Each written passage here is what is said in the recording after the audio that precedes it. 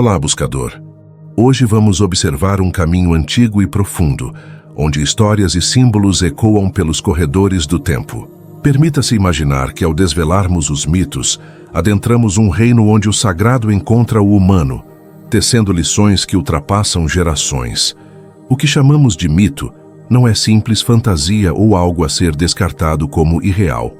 Ele é uma chave para os mistérios da existência, um espelho que reflete as verdades mais profundas sobre quem somos e o que buscamos. Essas narrativas, surgidas antes mesmo da escrita, são sementes plantadas na alma humana, alimentando nossa sede de significado. Para compreender como os mitos antigos influenciaram tudo o que veio depois, precisamos olhar para os primórdios da relação do ser humano com o sagrado. Nos primeiros tempos, quando o homem começou a refletir sobre sua existência e sobre as forças que o cercavam, ele viu o divino espalhado em todas as coisas, no céu, na terra, nos rios e nas montanhas. Naquele tempo, não havia ainda a ideia de uma única força unificadora, mas sim de múltiplas divindades, cada uma representando um aspecto da vida, da natureza ou da sociedade.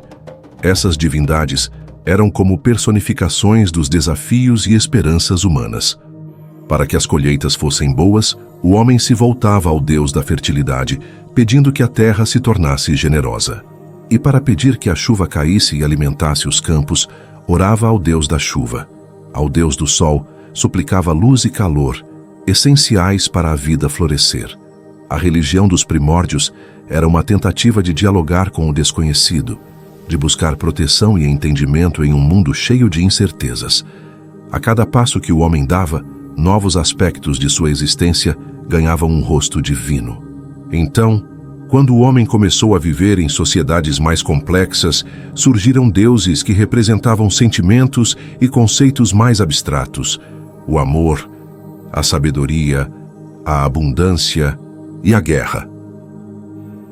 Cada uma dessas forças se tornava uma entidade com sua própria personalidade e história. Por exemplo, Osíris no Egito Antigo era mais do que o deus da morte. Ele simbolizava o renascimento e a regeneração. Na Índia, Ganesha, com sua figura peculiar e cativante, representava a sabedoria e a remoção de obstáculos, sendo invocado para trazer sucesso e harmonia. Thoth, também do Egito, era o guardião do conhecimento e da escrita, um mediador entre os mundos divino e humano. E Ares, na mitologia grega, personificava a força bruta e o caos da guerra.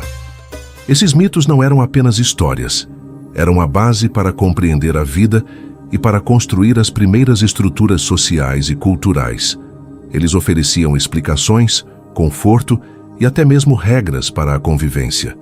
E de forma fascinante, o que começou como um diálogo com o invisível transformou-se nas fundações das religiões que moldaram nossa história. O politeísmo, com suas múltiplas divindades, plantou as sementes de muitos dos conceitos que permanecem vivos até hoje, mesmo em religiões que abraçaram a ideia de um único Deus. Passemos a observar isso agora. Em determinado momento da história, o homem percebeu que a fé tinha um poder além do espiritual. Ela podia ser usada como instrumento de controle e domínio. A religião, que até então havia sido uma ponte entre o homem e o sagrado, começou a ser moldada como uma ferramenta para unificar povos e consolidar poder. Uma das primeiras tentativas de usar a religião para a unificação ocorreu no Egito, durante o reinado do faraó Akenaton. Ele tentou abandonar o culto a diversos deuses, estabelecendo Aton, o disco solar, como Deus único. Esse movimento representava mais do que uma mudança espiritual. Era uma tentativa de centralizar o poder político e religioso em sua figura. No entanto, a mudança foi rejeitada pela maioria da população, que se sentia profundamente conectada aos antigos deuses e aos rituais que haviam sustentado sua identidade cultural por séculos. Após a morte de Akenaton, o politeísmo egípcio foi restaurado, e sua tentativa de unificação caiu no esquecimento, quase como um parêntese na história. Foi somente com a ascensão do monoteísmo que a ideia de uma única divindade começou a ganhar força de forma mais duradoura. Os judeus foram pioneiros nesse conceito. Com a crença em Hashem como o único Deus verdadeiro, mais tarde, o cristianismo emergiu a partir dessa tradição, espalhando-se pelo Império Romano e além. Essa expansão não aconteceu apenas por conversão espontânea, mas frequentemente pela força e pela institucionalização. À medida que o cristianismo se tornou a religião oficial de Roma, a fé dos povos ancestrais passou a ser vista como uma ameaça. Os antigos deuses foram demonizados, seus cultos proibidos, e os rituais que haviam sustentado culturas inteiras por gerações foram rotulados como heresias. Templos foram destruídos ou convertidos em igrejas, e práticas espirituais ancestrais foram sufocadas sob a ameaça da fogueira. Para ajudá-lo a expandir sua compreensão sobre este tema, vamos agora analisar como o mito cristão foi influenciado por mitos muito mais antigos. Observe. Você sabia que muito antes do judaísmo nos contar a história do dilúvio através de Noé, esse mito já havia surgido em outras culturas muitos anos antes? Na antiga Mesopotâmia, encontramos uma das versões mais antigas dessa narrativa, registrada na Epopeia de Gilgamesh.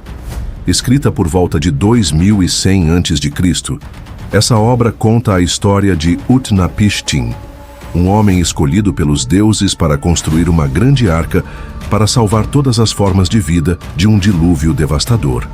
Assim como na história de Noé, Utnapishtim recebe instruções detalhadas para construir a embarcação.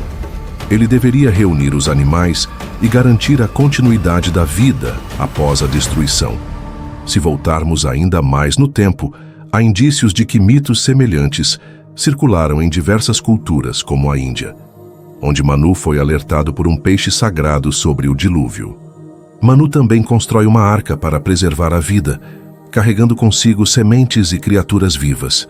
Essas narrativas compartilham elementos comuns, como a destruição causada pela água, um escolhido para preservar a vida e a renovação do mundo após o dilúvio. Essas histórias são realmente incríveis e ricas em significado. Com isso, nós chegamos ao final de nossa jornada de hoje. Porém, o caminho do aprendizado é infinito. Cada mito, mais do que uma história, é um espelho do divino que habita tanto o cosmos quanto nossa própria alma. No próximo vídeo, continuaremos essa viagem, mergulhando em exemplos fascinantes. Você verá como o passado ecoa no presente, revelando que a história espiritual da humanidade é uma trama de fios entrelaçados repletos de sabedoria.